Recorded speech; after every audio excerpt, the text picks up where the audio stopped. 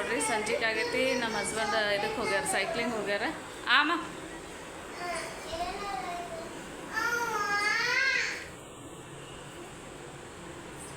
ಹೋಗಿ ಮುಖ ತಗೊಂಡು ಹೋಗಿ.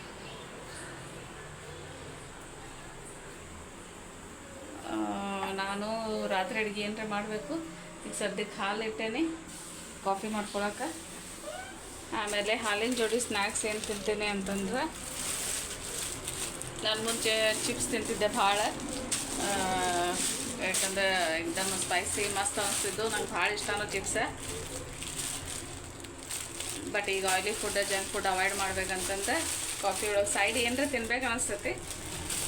ಹೊಯ್ಡೋಲಿ ಇಲ್ಲ ನೋಡಿ, ಇಲ್ಲ ನೋಡಿ, ಇಲ್ಲ ನೋಡ್ಲಿ, ಹಿಂಗೆ ಒಂದು ಮಜಾ ಕೊಡ್ತೇನೆ ನೋಡಿ.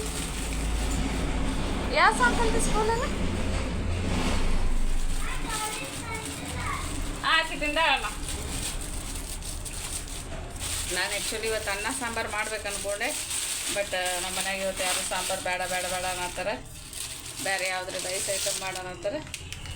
ಇವು ನೋಡ್ರಿ, ಇವು ಡಹಾನು ಅಂತಂದು ಒಂದು ಮುಂಬೈ ಕಡೆ ಒಂದು ಫೇಮಸ್ ಇದು ಬರ್ತೈತಿ.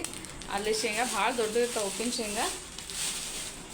ಅದನ್ನ ನಾನು ಸ್ನ್ಯಾಕ್ಸಿಗೆ ತಿನ್ನಾಕ್ತೀನಿ. ಆಮೇಲೆ ಶೇಂಗಾ ಹೈ ಪ್ರೋಟೀನ್ ಇರ್ತೈತಿ, ಸ್ವಲ್ಪ ಹಾಂ ತಿನ್ನಿ.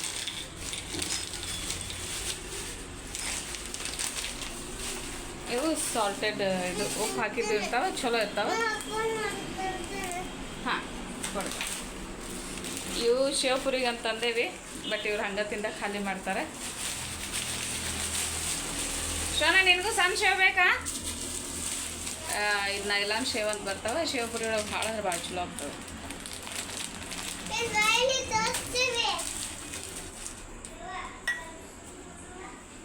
ಹಾಂ ಬಿಡು ಬಿಡಮ್ಮ, ನಿನ್ನ ತಿಂದು